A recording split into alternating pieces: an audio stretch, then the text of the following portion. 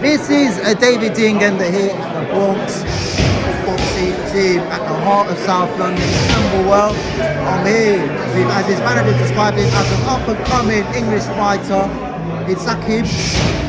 How you doing, my friend? I'm doing good, man. How are you? I'm doing well, man. I'm doing well. Obviously, you know, like, there's a lot of hype around you, and so much so that your manager hypes you up, you know, like, I love how you got a team that proper cheers for you, you know? Yeah, look, my manager's a lot lying. I feel like I'm one of the best prospects in the country just starting out. Obviously, just boxed about a month and a half ago on Channel 5 for my debut, and now we're back out on a big platform on the BBC, so there's a reason why I'm on these cards, and it's because of my talent and my ability. Absolutely, and obviously, you know, let's get straight into it because you're going to be fighting on this card. Azim is headlining the event. For you personally, when you see a fellow Southeast Asian headlining proper box arena, is that an inspiration for you yourself? Yeah, no, it makes me proud. Especially nowadays, we've got a lot of South Asian boxers coming up now from world level prospects, and I feel like before you know it, we'll be taking over the whole scene. I love that. You say you're going to be taking over the whole scene. Like, what is it, you know, like, why do you think, you know, like, your community gravitates towards boxing? And I just feel like there's a new wave of kids coming up who grew up watching boxing, and I feel like now you're starting to see it with the prospects and the likes of Shiraz and Azim, and it really shows that we have talent. Absolutely, and obviously, you know, to talk a bit more about yourself, how would you describe yourself as a boxer? What weight do you sort of fight at? So I box, obviously this fight's at lightweight, but I'm going to be a super featherweight. I'm going to be campaigning at that. My fighting style, listen, I've got speed, I've got power, I've got footwork, entertaining, people like to watch me, and that's the most important thing. You know, at the end of the day, boxing is the entertainment business. You need to put bumps on seats, and you need to keep people engaged and watching you, so that's what I look to do every time I'm performing. Absolutely, and obviously speaking of entertainers, you know, you've got the new boxing film that come out related to Prince Azim. Yeah. And he was an entertainer throughout the 90s, you know, for his style and everything else like that. Why do you think it's important to entertain the fans? And do you think we see quite a lot of the upcoming fighters, especially your generation, that's trying to be entertaining? Yeah, no, listen, I feel like at the end of the day, entertainment catches eyes, especially now with social media, catches everything. So the more you stand out, the more views you're going to get. At the end of the day, you need all that to be someone in this sport. So I look to show out and perform every single time, because you need to do that nowadays, especially because nowadays everyone's a good boxer. You need that extra oomph about you. So I'm looking to have that about me as well.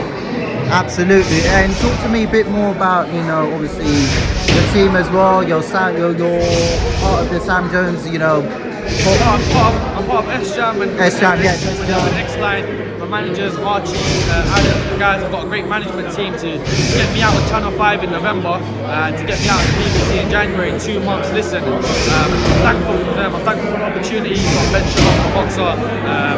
Now it's up to me to make the most out of these opportunities.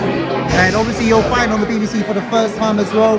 What is it like going to be fighting on the BBC, obviously on Channel 5, free to air, but BBC, you know, big platform. What is it like to be fighting on the BBC? Yeah, no, it's going to be a huge platform. Everyone watches the BBC.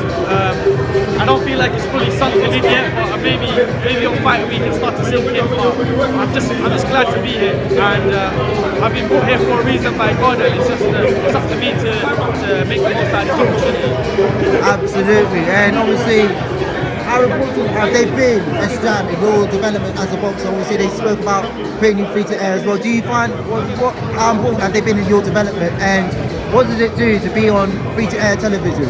Yeah, no, SJam's helped me out a lot to get me these opportunities on these platforms. I can't be more grateful to them, and the fact that I'm boxing on terrestrial TV so consistently, it's going to help me out. Everyone's got access to Channel 5 and BBC, so the more eyes on me and the better I perform, the more fans I'm going to get, and that's what I need at this stage of my career. So I'm grateful to them, and buzzer to actually get onto the BBC and just showcase my talent.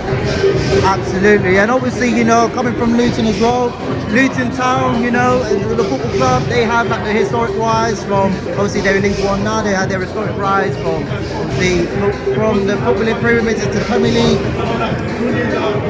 What does it do, that story, in terms of Luton Town? What does it do for like any sort of sportsman, a boxer, footballer, to give them that inspiration to go and achieve big things? Yeah, no, Luton gets behind the people as we see with football and stuff, but Luton's never really had a superstar in boxing, and I'm trying to be that first boxing superstar for my town and to put us all on the map. And what is it about Luton that gets behind their own people as well? Because obviously, you know, Luton is a town just outside London. Obviously, you know, it's known, you know, obviously for its football club, but not so much for its boxing. So why is Luton like the hotbed? No, I just feel like we really get behind our people and we support each other. We all want to see each other succeed. So I've got an amazing support base in Luton, and I'm looking to make everyone proud as well. Absolutely, and obviously you spoke a bit more about your heritage as well. You're from Pakistan as well.